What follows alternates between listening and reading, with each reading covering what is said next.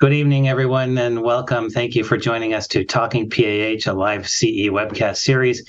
Today's topic is Looking to the Future, a New Era of PAH Therapy. The CME here is sponsored and overseen by the University of Nebraska Medical Center, and today's program is supported by educational grants from United Therapeutics, from Bayer, and from Actelion Pharmaceuticals. I'd like to introduce first myself. I'm a cardiologist at Harbor-UCLA Medical Center in Southern California, and my co-host, Dr. Bob Schills, who's the director of the Pulmonary Vascular Disease and Lung Transplant Program at the University Hospitals of Cleveland. The objectives for today are to explain how PAH is defined and the diagnostic approaches in evaluating suspected PAH, including indications for referral to PAH expert centers, to utilize the recent 3 and 4 strata risk assessment that were revised for monitoring patient progress and treatment goals, to assess the use of effective combination therapy strategies to integrate the latest clinical data into patient care in the setting of PAH, and then probably most important and relevant to the title of today's talk, the new era, is a listing of new therapeutics into the treatment paradigm for PAH as they become FDA approved, while avoiding off-label use of approaches not proven to be beneficial in PAH. And finally, review the emerging evidence on phenotyping of pulmonary hypertension. And with that, I will put up the first one here, and we'll start the timer. Do you currently initiate therapeutic interventions in patients with a mean pressure in the range of 21 to 24 millimeters of mercury? And maybe, Bob, if you could provide some perspective on why we're even asking about that range. Well, I think the next slide is a dead giveaway, right? But in any case, most recently, evidence-based medicine has revised the previous definition of too much pulmonary pressures from a mean of 25 to a mean of 20. This has been an incremental battle, however, since initially from 1975, we defined it greater than 25 as a mean that was too much. Then within the last few years, especially with the World Symposium, looking at between 20 and 25 or 21 to 24 as an intermediate kind of thing, and then less than 20 truly representing what is and represents large studies of cath pressures. And so we now have gone down to a definition, which I think, Ron, you're going to cover in the next slide.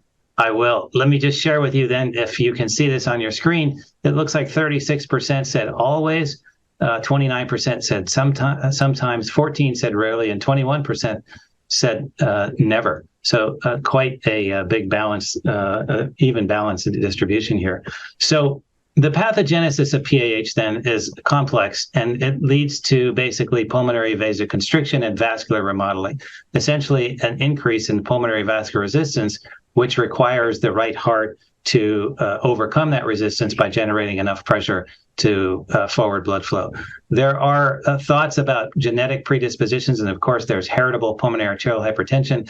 There's clearly other risk factors, and some people enjoy talking about the multiple hit theory, where it isn't just one thing or even a couple of things, but it's a bunch that are aligned perfectly.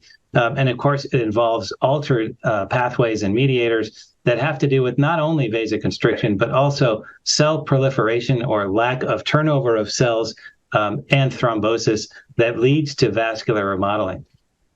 As Bob pointed out here, maybe we're going to answer part of our question with the next poll. Which of the following is not part of the diagnostic definition of precapillary PH, that is PAH group 1, as measured during right heart cath? Is it A, pressure greater than 20, or B, a wedge less than or equal to 15, or C, right atrial pressure greater than 10, or D, a pulmonary vascular resistance of greater than 2 Wood units? So let's see what the polling results start to show, and I'll share them with you in a few seconds when it populates. Bob, the definition is, as we were just talking, has not only been revised down to a mean pressure that is less than the 25 we were using before. I don't want to give it away for this question, but also to the PVR that's less than the 3 Wood units. Has that changed your practice, or did you always consider those as the sort of borderlines? Well, I think, it's important, Ron. We know that when, the true phenotype of PAH really shows up, people who are symptomatic, have two things. Number one, profound changes in their RV and means of about 50, right? So by that time, the PVR is quite high regardless. And so scrapping over, you and I both know that our idiopathic patients who come in, if they have a mean of even less, even 5 and less, 5 Wood units and less are associated with very good outcomes, and excellent functional class. And so, I don't see people with PVRs between 2 and 3, unless they're heavily treated patients, and I think it becomes harder and harder to get a definitive diagnosis when you have just a trivially elevated PVR, especially in, Americans with multiple comorbidities. Well, in addition, the drugs are all labeled for trials that dealt with a PVR of 3 or higher. And so it's difficult to diagnose a patient and tell them you actually fit the definition of PAH now, but there's actually no drug that's been studied in that range, in that low range. As you were saying, it's few and far between, and it usually portends a pretty good prognosis. So I'll share with you that over half of you got it right. The right atrial pressure greater than 10 is not uncommon in patients who have the right ventricular heart failure syndrome, but it isn't part of the definition, the diagnostic. The right atrial pressure can be anything. And about a quarter of you said that the PVR greater than 2 Wood units is not part of the diagnostic definition. And as of the most recent revision in guidelines, it actually is the correct number, 2 Wood units, and that's really what Bob was just talking about. So let me switch back here. While you're switching, Ron, I think, the failure of a lot of folks to consider what PVR is, though, really, I think is a problem and can lead to, referring people who don't fit even the minimal criteria for this, So I would just entrain. There's a number of very skilled and very advanced people online, but for those of you that may be newer, calculate your PVRs. You might be surprised sometime of what you get. That's excellent advice. So how is PH defined? PAH is a disease resulting in restricted blood flow through the pulmonary arterial circulation, resulting in an increased PVR, which, as I said, causes the right ventricle to get stressed and dilated and dysfunctional. And it's pretty rare, about 1 to 2 per million per year. So how we define PH overall is the mean pressure of greater than 20, but the subdivision in terms of the different groups has to do with essentially excluding known causes of pulmonary hypertension within the PAH subgroup. Once you've excluded causes of known causes of PH like group 2, 3, and 4, and 5, you end up with group 1 precapillary pulmonary hypertension with a mean pressure of greater than 20, a wedge of less than or equal to 15, and a PVR greater than 2 Wood units, as we just pointed out. But isolated post-capillary pulmonary hypertension, otherwise known as group 2, has the same mean of 20, but the wedge is higher than 15. And I would say that the range of wedge pressure leading all the way up to 15 was by design in clinical trials for the last few decades, because we've realized that some patients who have bona fide pulmonary vascular disease that is entirely precapillary may have wedges that, for various reasons that we can discuss later, can exceed the upper limit of normal 12. So they allow up to 15, including 15. But once you get past 15, it's fairly clear that you're dealing with either isolated postcapillary or perhaps combined pre-postcapillary. And that's where your mean pressure is 20 and your wedge is 15, but your PVR is still high. And so you're dealing with something that is maybe abnormal on the left side, but out of proportion on the right side, what we used to call pH out of proportion.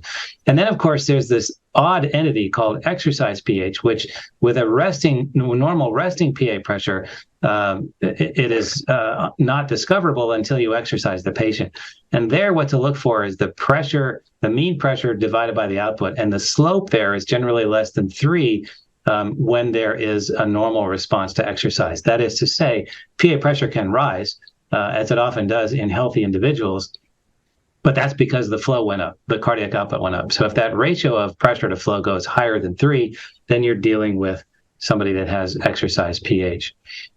Ron, the diagnosis and the diagnostic. Sorry, Bob, go ahead. Oh, I'm sorry. It bothers me because one sentence below that chart is a 5th category, which was the indeterminate pH.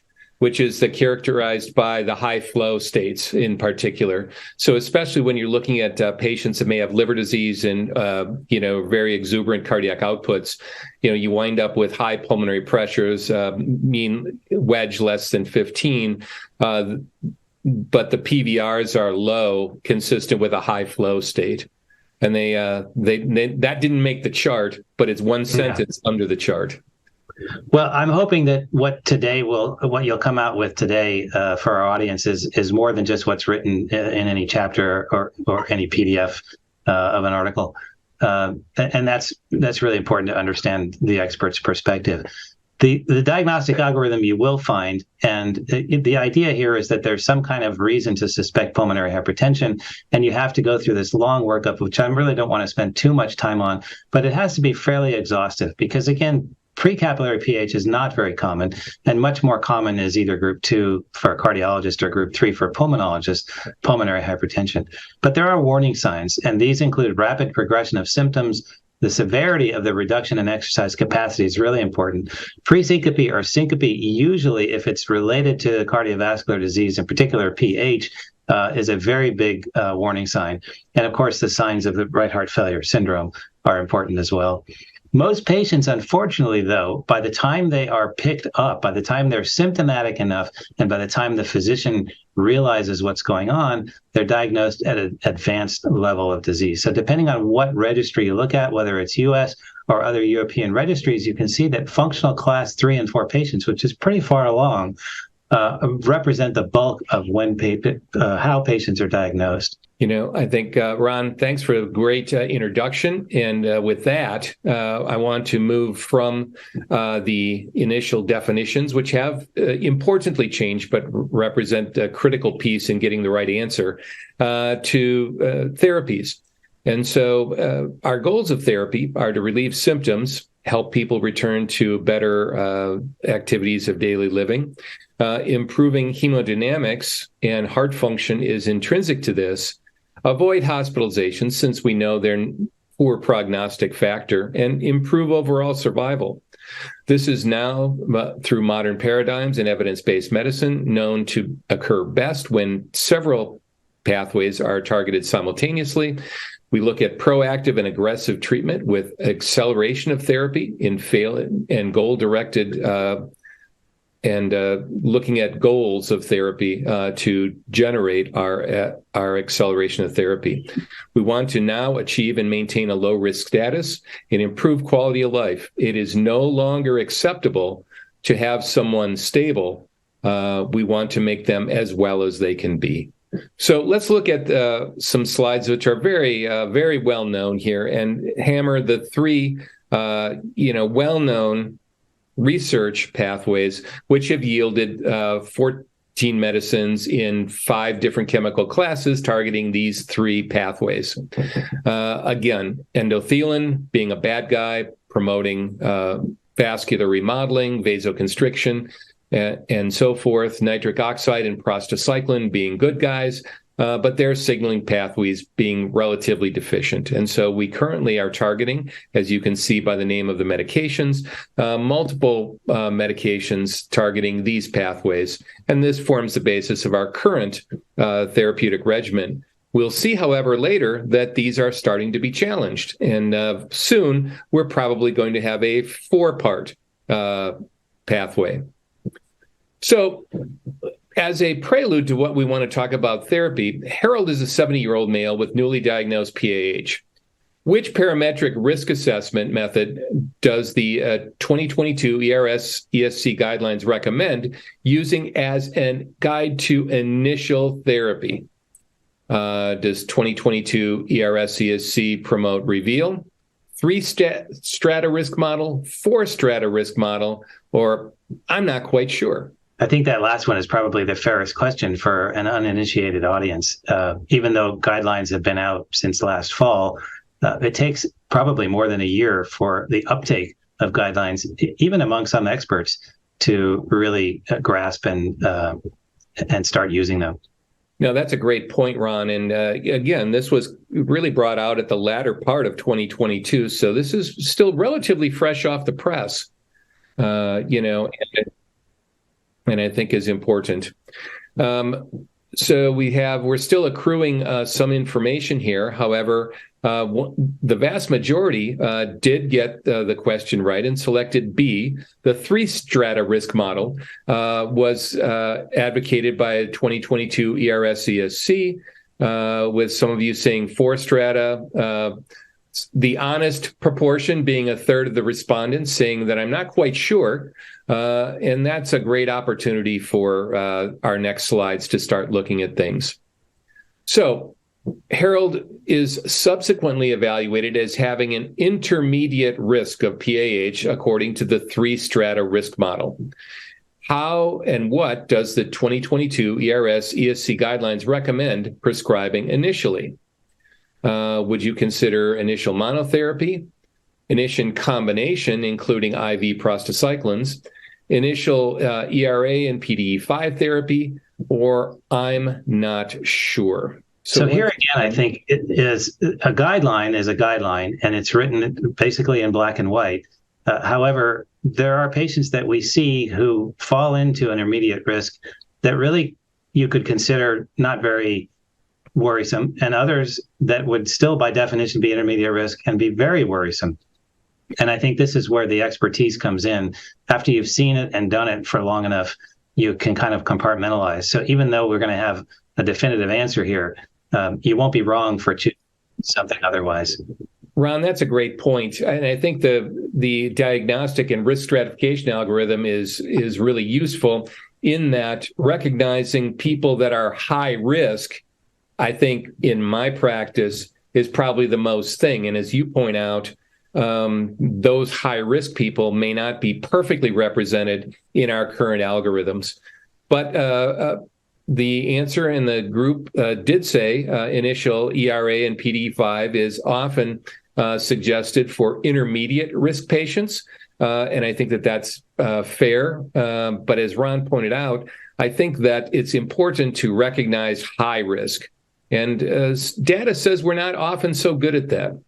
I want to go back here and bring your attention to the left side, showing that really when patients are down, we employ the 3-strata risk and look at patients who may have low or intermediate risk versus those that are higher at risk. And note that the most important step is to include an IV or sub-Q prostacyclin in the initial therapy on patients that may be high risk.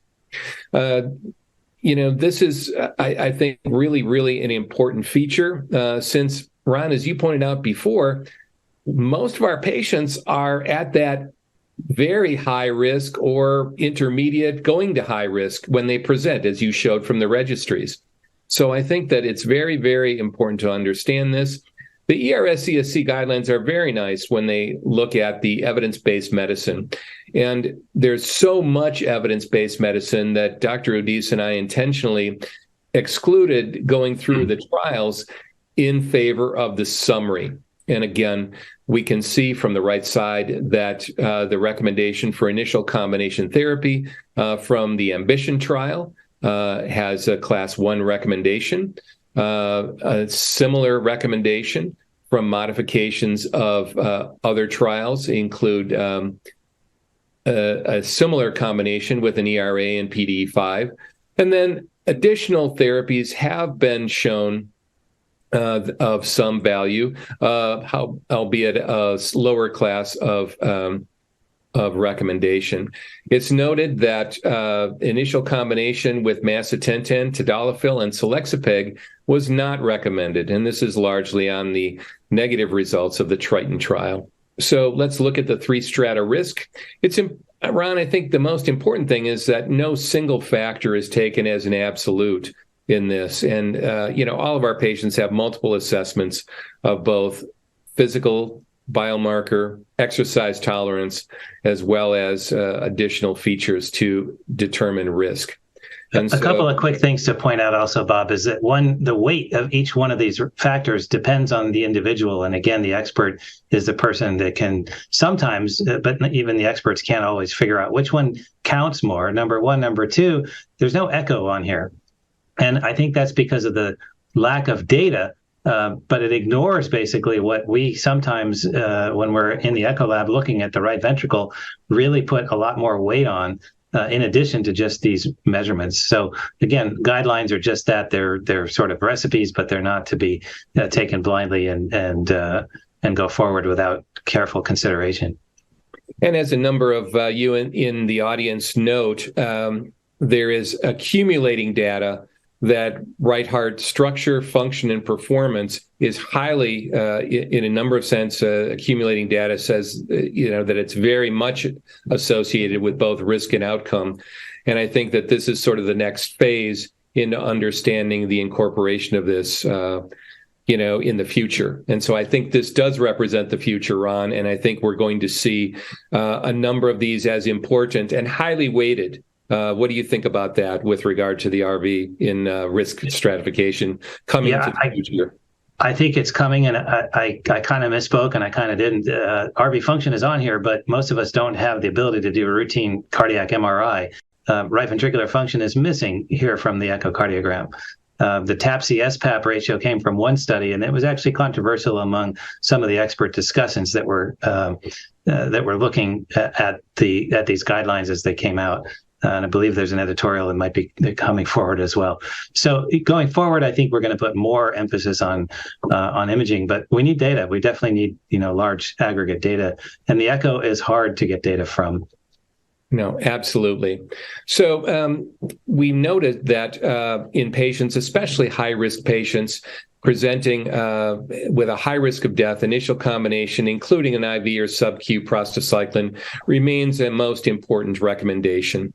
And so, whereas if patients are having a low or an intermediate risk, then certainly initial combination therapy is to be considered. There are other treatment decisions, as you can see here, and I think that this represents evidence-based guidelines, which shows that there may be ways to use alternate agents, which may or may not be, which may be useful and may be very useful depending on a patient profile. So this, I think, Ron, speaks to your point of guidelines are the guidelines, but each patient is their own N of one. And for every guideline and suggestion, I can give you a great example of patients in whom I've deviated from that for a good outcome. As a setup then, to move into our next session, I want to go from initial therapy, which we just talked about using 3 strata, subsequent assessments and follow-ups, which are going to imply reassessing patient goals and reassessing where your patients are. So on average, when all of you conduct follow-up assessments, how often do you do so? Do you do so every month, every 3 to 6 months, every 6 to 12 months, or whenever the patient calls to request an appointment? This is a little tricky because I think, Ron, I think that many patients may be followed more closely during some parts of their course and less frequently in others, but maybe even up front being relatively more important. Your thoughts as we go forward with this? Yeah, I think maybe the question would have been better worded if we asked how often in a routine visit in a stable patient who's not requiring therapy, who hasn't been changed on therapy, et cetera, and who lives nearby, would you do it? And I think we'll see what our audience thinks about that. Yeah, and I think I just flipped that, and I think this it could be very different. So I think that, Ron, exactly what you were reflecting is reflected by our audience. So certainly a number of patients who are ill up front, will be seen very frequently up front. And I bet you that the A answer is likely representing those. The 3 to 6 month then, certainly 3-month intervals when people are stable, not considering changes in medication. And very few people see everyone every 6 to 12 months. However, as you point out, if we're co-managing, they live several states away, and so forth, that may be relevant in a low-risk patient who's at goal and quite stable there. So, again, I think, Ron, this is a great setup for you to go forward and to tell us more about the next step, in therapies once we bring people back. Yeah, so here the concept is that green is indicated, yellow should be considered, and orange is may be considered. So we're not saying don't do any of these things, but we are saying, especially with the green, that a regular assessment about every 3 to 6 months in a stable person is where you want to go. And of course, if there's any clinical worsening, sooner than that. And what you would do is a measure of exercise capacity. Here, the 6-minute walk test, measuring blood tests, either BNP or NT-proBNP. I don't always do an ECG in our patients if there's no arrhythmia. I'm not sure that serial ECGs is going to be predictive much, other than knowing that they're regular, or if they're irregular, then doing one. And we talked about imaging here, echo, or if you can get cardiac MRI, ABG, pulse oximetry, disease-specific quality of life, especially if you can embed that into your electronic medical record. We do cardiopulmonary exercise tests about once a year, not more frequently than that, unless there's something that we think changes. And then in catheterization, it used to be that most centers would do a cath every year. And I think most people are doing it now. If it's been a while, and how you define, Bob, might be a while, might be different than somebody else. But I'm not sure that anyone's really just doing it routine just because, especially since we have a lot of non-invasive risk stratification set up. So the recommendation for risk stratification during follow-up is to use not the 3 strata we talked about, the red, green, and yellow for initial diagnosis, but the 4 strata, so that you can, in fact, separate those intermediate groups from the intermediate low to the intermediate high.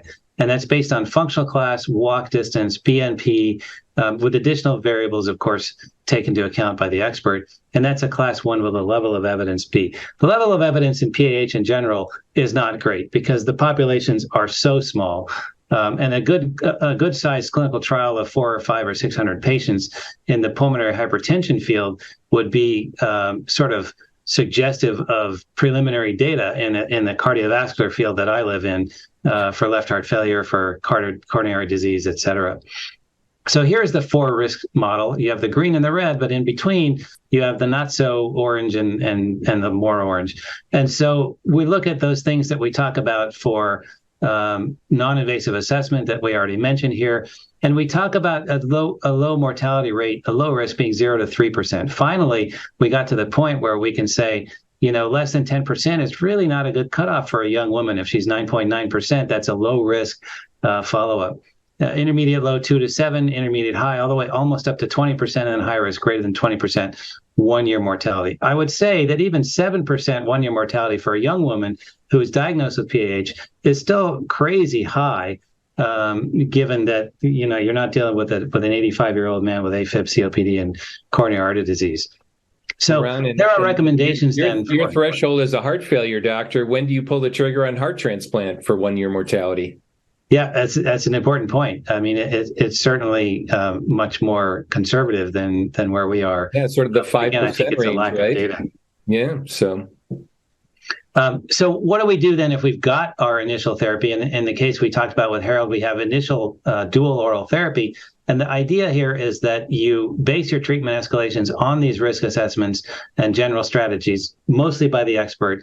Evidence from studies with a composite morbidity mortality endpoint as primary outcome measure would say that there are some bases to dictate how you would change your therapy. You could add macitentan to PDE5s or oral inhaled prostacyclins to reduce the risk of morbidity and mortality events. You could add selexipag to ERAs and or PDE5 inhibitors to reduce the risk. You could add oral treprostinil to an ERA or PDE5 or riociguat monotherapy, and you could add, and the addition of bosentan to sildenafil is not recommended to reduce the risk of morbidity and mortality events, class 3 level of evidence B. Then there are some additional things that talk about sequential add-on therapy that aren't quite as green as the first one. Addition of sildenafil to EPO to improve exercise capacity. And I won't spend too much time on all these others. Suffice it to say that the studies have not been compelling when they've talked about add-on therapies. And granted that some of these studies weren't necessarily to answer the specific question of, is sequential add-on with my drug the correct thing to do? But that's where we are in this world with really a paucity of data, and trying to guide the idea that what you really need to do is go with the guidelines for the green and stay away, particularly from the red. And here, combining riociguat and PDE5 could result in adverse events, mainly low blood pressure, potentially syncope in a patient who may already have borderline blood pressure. Very dangerous, based on one trial, though. So not a lot of level of evidence. Bob, I'll pass the baton to you, and so you can kick off the more exciting, in my mind, things that are coming along with newer treatment strategies and then newer treatments after that. No, absolutely, Ron. As you point out, we still do not have a cure, and even our existing therapies get patients to the low-risk goal in a disappointingly infrequent fashion. And so where to go next is really, really important. So this is just a leftover, I think, and I think we just kind of flip-flop things a little bit. But this represented the guideline which said that at least the suggestion of using triple upfront therapy, rapidly instituted, including an IV or sub-Q prostacyclin, was really, really important in the highest of risk patients. And here's the French results from that, showing that patients at high and intermediate risk are very rapidly transitioned to a high predominance of low-risk strategies or strata, and remain that way for long term. So this is this speaks to the efficacy of aggressive upfront triple therapy, including the parenteral prostanoids, in the highest of risk patients. Now, having said that, we also have so I think stratifying this section is to look at how we're using some of the things that we have, as well as how some of the things we already have might be better or more easily looked at. So we mentioned before that changes in right ventricular performance or morphology we feel are important. However, we would like more data. But increasingly, a number of studies are looking at, can we improve the RV? Can we improve hemodynamics? And this is one example of the Artisan study that looked at early and rapid treprostinil therapy and right ventricular remodeling. And what we see here is substantial two-part kinds of issues, really using some of the markers of right ventricular function from cardiac MR. And so if we look at the left-hand panel, we see significant drifts in pulmonary pressures over 36 months, from initial means of about 60 to final means closer to about 30, using early and rapid treprostinil therapy. We can see significant RV improvements, and there's some pictures that are representative of that. But one example of a measurable endpoint is right ventricular stroke volume, which is shown in the far right panel, and increasing from 40 to a high of 50, but certainly moving in the appropriate direction.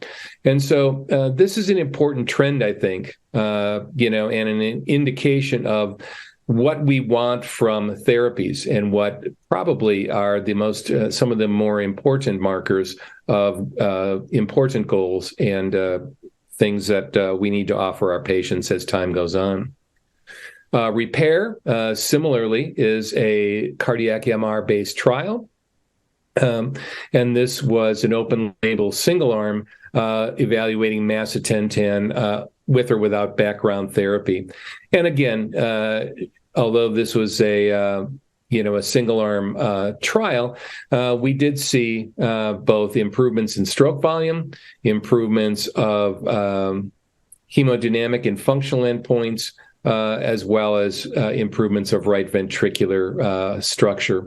And so I think, once again, moving the RV to a better place, by implication through improving the pulmonary vasculature, are increasingly interesting endpoints being explored, and I think to the benefit of both patients and where we want to go in the future in looking at various things. The REPLACE trial has come up a fair bit, and I think understanding then what drugs can be used to move patients in a more favorable direction. And replace was taking patients who were judged to have an inadequate goal on phosphodiesterase and switching basically PDE5, riociguat for PDE5. And as you can see here, there were important differences in both 6-minute walk distance in NT-proBNP and functional class among some patients who were switched. And so I think that understanding that in some patients, you might be able to get them farther toward their journey toward a low-risk strata. And riociguat, at least in this setting, showed the movement toward, improvement. However, notably, it still failed to put it above some of the important thresholds of walk distances used in some of our risk stratification models. Nonetheless, a tool that may be able to move people forward, and I think this also represents an important concept. Expedite, an interesting question. Can short courses of parenteral drug achieve higher doses of oral treprostinil? I think anecdotally, I think a number of us have felt that patients who are non-naive to treprostinil may have better tolerance of oral therapies than not. And I think this sort of challenges that concept. And so this used patients this looked at how aggressively patients could be titrated through a number of different trials, Freedom-M, Freedom-C, Freedom-EV, an ADAPT trial, and then some specialty pharmacy data. Basically shown that the total daily dose, can be escalated somewhere to about 6, milligrams, split thrice daily. This would be about 2 TID, at most maybe 2.5 or so TID, which is relatively modest and just eclipsing the threshold that we think is probably important for good benefit in this drug. So the question is, can one look at rapid up titration of IV and then addition of and then a relatively rapid switch to PO? And what we see here is patients were able to achieve over twice the dose of oral treprostinil at week 16 using this dual target of IV to sub-Q. And as you can see here, now target doses of 9 daily and so forth were much easier to achieve in this setting. So there may be ways of using what we have to achieve better outcomes, higher doses, and perhaps some tricks to go forward. I'd like to leave behind then what we have for what we don't quite have yet, and look at the plethora of different targets that are being explored and looked at for future treatment. And so I think especially relevant to our discussion today, serotonin signaling pathways, which for some time have been shown to be likely relevant, in patients. Tyrosine receptor kinases, vasoactive intestinal polypeptide, Rho kinases, and so on and so forth. And I'll let you go around the circle here. But a number of these are being actively explored, and I wanted to take a little time to outline a few of those before I turn things over to Ron, who will explore what is most likely to come out most quickly. So if we look at gene factors and molecules of regulation, certainly regulating BMPR pathways are shown here. Rho kinase, looking at phosphodil, BMP and microRNAs, tyrosine kinases and PDGF pathways, imatinib, seralutinib, other targets shown here, and most relevantly, some metabolics, some changes in estrogen levels with anastrozole, and lastly, some immune regulation. All of these are pathways that are being explored on a regular basis. But I think that some of the most interesting pathways, I think, Ron, you're going to talk to us next. Thanks, Bob. So as you mentioned, I'm going to talk about what we think might be the latest or the newest pathway on the horizon here. So we're going to talk about the mechanism of action of sotatercept, if any of you have even heard of it. Is it an endothelin pathway, nitric oxide pathway, PGI2 pathway, a BMPR2 signaling pathway, or I don't know. And I think based on what you've already digested, the fact that we're talking about a new therapy, you'll be able to parse it out pretty well here if you've been following along. So let's give that a few questions.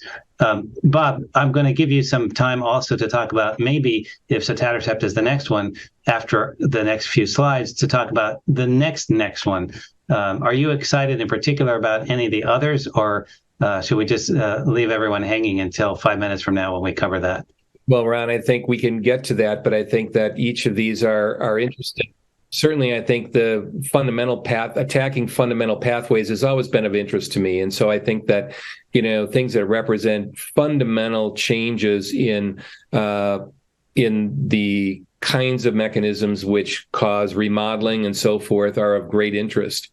It's always, I think a number of people out there remember the excitement around imatinib, which cooled with side effects.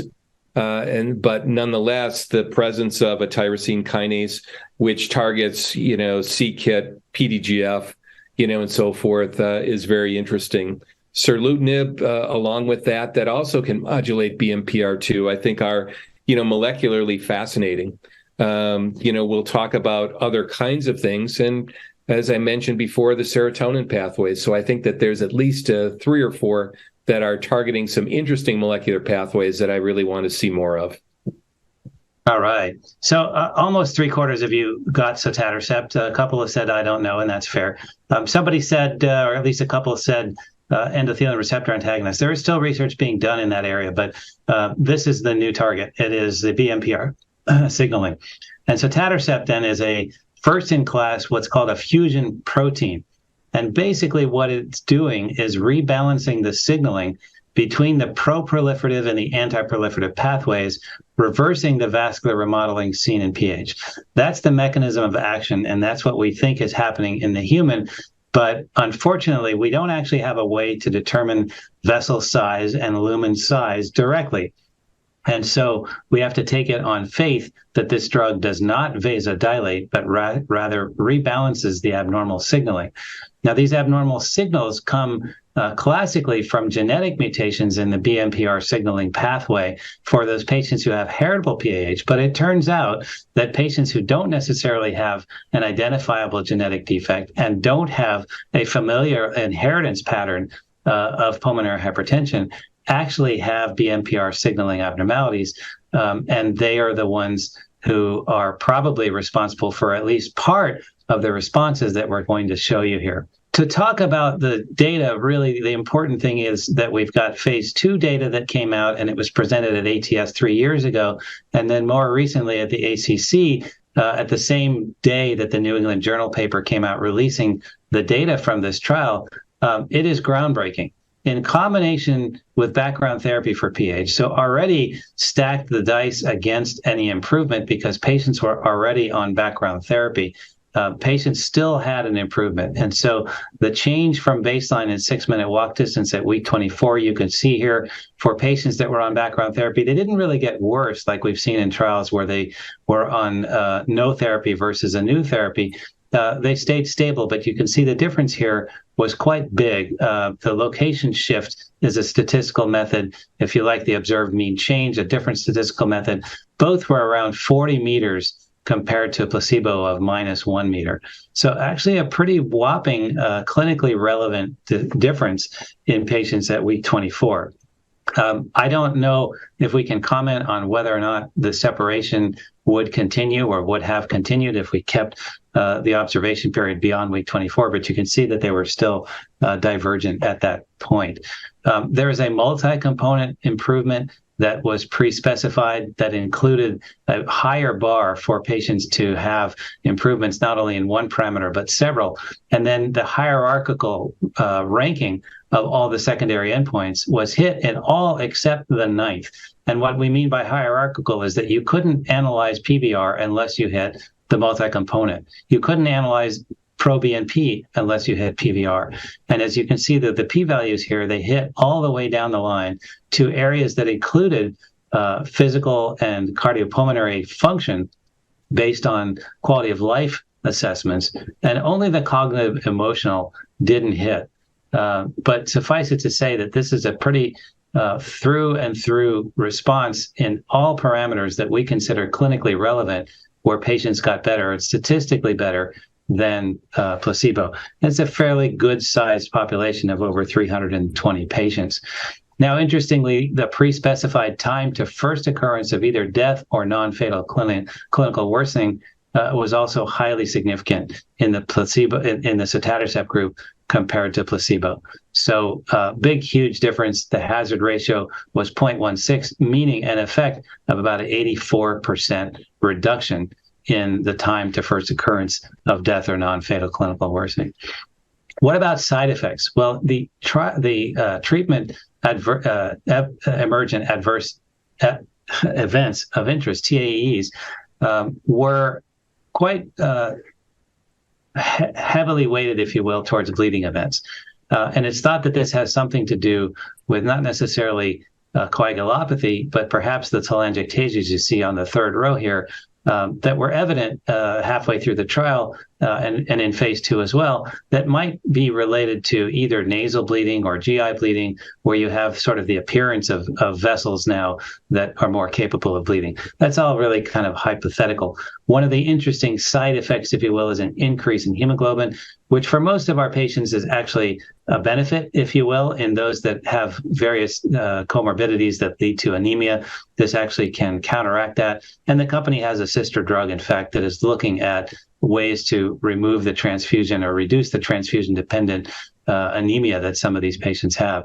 Thrombocytopenia, as you can see, may be also part and parcel of the whole bleeding event routine here. Whether or not these bleeding events, though, were significant in terms of requiring transfusions, it's not on this chart here. It wasn't particularly very high and didn't lead to treatment discontinuation. So I think that the overall side effect profile, especially for a population who on top of therapy is going to continue to get worse based on what we know about the history, they've done pretty well.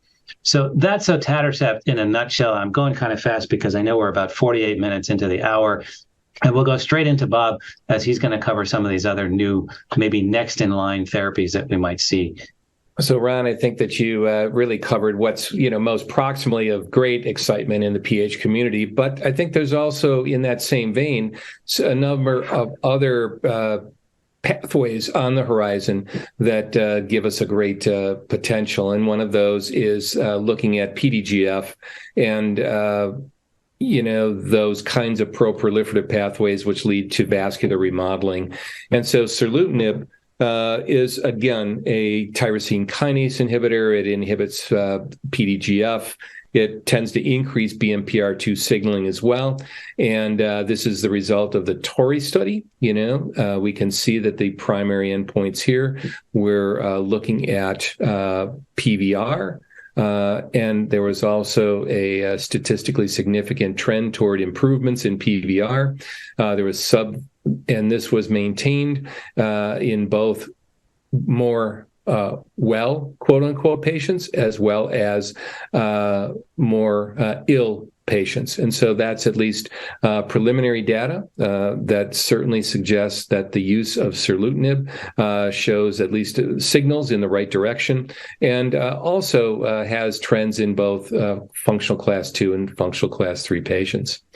Similar to other trials looking at trends toward improvements or changes in NT-proBNP, we certainly see the placebo tended to increase NT-proBNP, while those on seralutinib decreased by about 100 nanograms per liter, and maintained that decrease throughout the trial. And so once again, biomarker evidence of efficacy and improvement of hemodynamics also seem to be going in the right direction. And side effect profiles also very, very well in line, looking at very comparable side effects between the two, most common being sort of diarrhea, dizziness, and so forth, but those leading to discontinuation, again, somewhat more common in the seralutinib arm, leading to both study drug discontinuation and withdrawal from trial, as well as some SAEs. However, the groups are small, but nonetheless, I think things that need to be kept in mind going forward with this drug. Vardenafil, I put this in because it represents a very interesting concept. Generally, essentially all the trials we've had so far have included primary treatment, daily treatment, an overall attempt to get people better at a stable baseline. The Vardenafil trial actually challenges that with a different paradigm trial, saying, well, we may not be able to cure people at the moment, and sometimes it may not, but sometimes it may be okay to get someone a little bit better, to give them some additional ability to perform exercise, maybe almost a little bit analogous to how we treat asthma or, severe or moderate persistent asthma, where we use rescue therapy to temporarily get people better. Vardenafil, as it turns out, is a phosphodiesterase inhibitor with subtly different kind of pharmacokinetics and structure that make it attractive to be inhaled and persist at the level of the alveolar capillaries. And so this is a trial which uses exercise as an endpoint with the concept of the possible use of a rescue agent inhaled to transiently, over a couple hours or a few hours, improve cardiopulmonary exercise capacity. And so I think this is important, both perhaps therapeutically, if this comes out positive, but also mechanistically, and challenges the paradigm of treatment, and I think is very interesting for that reason. MK-5475, again, we have a soluble guanylate cyclase stimulator for chronic oral dosing. But we pulmonologists love to inhale our medicines. And so looking at the possibility of inhalation of a soluble guanylate cyclase stimulator is interesting. And so MK-5475 is under development for this. We have primary outcome measures of a phase 2 cohort looking at improvements in PVR as assessed by right heart cath, and then a phase 3 looking at changes in 6-minute walk testing. Next, moving forward, anastrozole. Anastrozole is an aromatase inhibitor used in breast cancer treatment. We know that idiopathic PAH for years has been recognized to have a female predominance of risk. And so it's been speculated on this basis that too much estrogen is a bad thing. And so anastrozole reduces the production of 17-beta estradiols, decreases the amount of functional estrogen, and in this preliminary trial suggested that changes in 6-minute walk, looking at time to clinical worsening and NT-proBNP, at least remain in a way to perhaps look at this as a future therapy. Time to clinical worsening, again, slightly going in the right direction, but we're kind of looking at this as a proof of concept with the following adverse events. Serotonin, another interesting pathway, and looking at rodastrostat as a possible agent to do this. This is a direct reversible inhibitor of tryptophan hydroxylase and decreases peripheral serotonin. We know that serotonin may well be a bad guy, driving dysfunctional cellular transporters, leading to contraction, proliferation, and migration of endothelial cells. And so looking at rodastrostat, we have some preliminary dose-finding data, looking at the penetration. Actually, I went too far. So this is, again, an exciting phase 2 trial. We're looking at data from that. To close out my discussion then is a redo of imatinib. Imatinib is a tyrosine kinase inhibitor, which had undergone trial at several different periods, mostly through the oral route. However, this was somewhat abandoned due to intracranial bleeds in patients.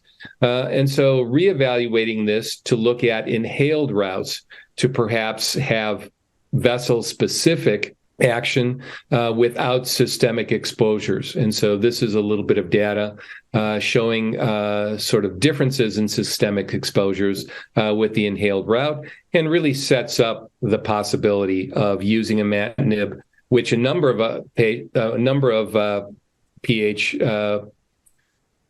treaters still consider on an off-label basis, but nonetheless, this is not there.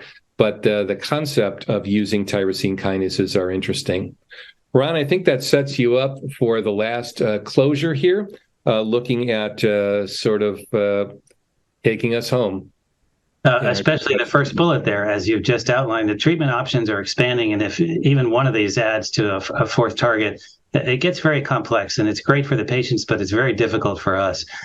So you have the multidisciplinary team here, and that includes not only whoever's running your PH center, it's usually cardiologist or pulmonologist, but you have the specialty nurse, the specialty pharmacy, primary care, rheumatology, you have the surgical folks in between, the IR people, et cetera. So multiple specialties are involved in care. And I'll just pause for a second and ask for you guys, if you have a PH center, a multidisciplinary PH team, is it a pulmonologist and nurse specialist, a cardiologist and nurse specialist, or both and nurse specialist, or you don't have a team, or you don't even know? Maybe you're not that directly involved. There's a couple of, while you're voting on this, there's a couple of questions that came through from the audience. One is, what's the proportion of patients with PAH that have a mutation in BMPR2? There's an old study where they looked at what we thought was idiopathic, not heritable PAH, where about 25% actually had a BMPR2 mutation. However, that ignores the other mutations that are either co-located or nearby, or not even necessarily right nearby, genetic abnormalities that have been closely tied to the developing pulmonary arterial hypertension. So when you get to this question of, what proportion of patients are you likely to see responding to sotatercept, it's really not even going to necessarily be genetically based, because there's a lot of things we still don't know about the genetic basis. And then again, there's the multiple hit theory that's behind that as well. So let me just take a look at what you all voted. Most of you, 44% pulmonologists, 12% cardiologists, 29%, we don't have a team, and one of you said, I don't know. And so it seems like it's pretty heterogeneous here. Obviously, there's no right or wrong answer there. But the important thing is that at least some of you have recognized multidisciplinary teams. So this team really has to do with not only coordination of care, but also the breadth of offering that you can have for patients. Now, one limitation that my center does not have is a transplant on site. So we have to refer to our local hospitals, and luckily there's 3 in LA within a few miles of driving that unfortunately sometimes could be 45 minutes of driving, but nevertheless close enough for patients where we can refer them. So as you can kind of see here, the outline of who you need and what you need is not just an expert and not just a good nurse coordinator, but this whole litany of supportive therapies that you need. In addition, you need the expertise to understand that what we just talked about today in terms of guidelines and drug availability really is the cornerstone of what we do. However, it doesn't take into account that, for example, some of my patients that are in our county facility that don't even have a place to live and might be living in the backseat of their car couldn't really be assessed for the use of a parenteral therapy with a pump and mixing of medicines, et cetera. Comorbidities and concomitant medications and the interactions between these things, the potential side effects, the vomiting and the nausea and the bleeding and those things, you really have to take into consideration very, very closely and carefully individualized for each patient that you're dealing with. So one thing that I'll leave you with before we finally wrap up, we're just about on the hour now, is that we're moving towards personalized medicine. And as we said in the very beginning, Group 1 PAH is a diagnosis of exclusion, and there's no such thing as just PAH as a disease diagnosis. It is a diagnosis that we don't understand very well why they got there. And in fact, it is colored, if you will, by the comorbidities and the presence of some of these cardiovascular and pulmonary comorbidities. For example, there is an IPAH with a lung phenotype. These are patients who have maybe a little bit more than mild ILD.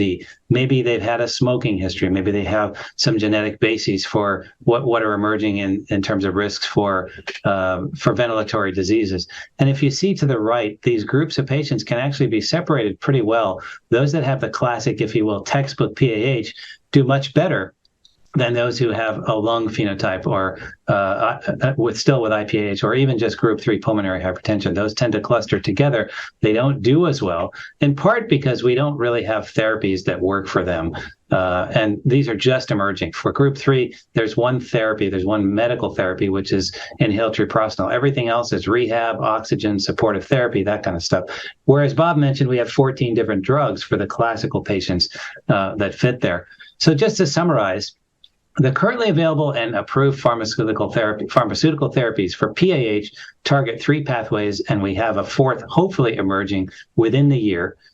Despite the beneficial effects on survival and progression and quality of life, current therapies do not cure PAH. It remains a fatal disease for most patients.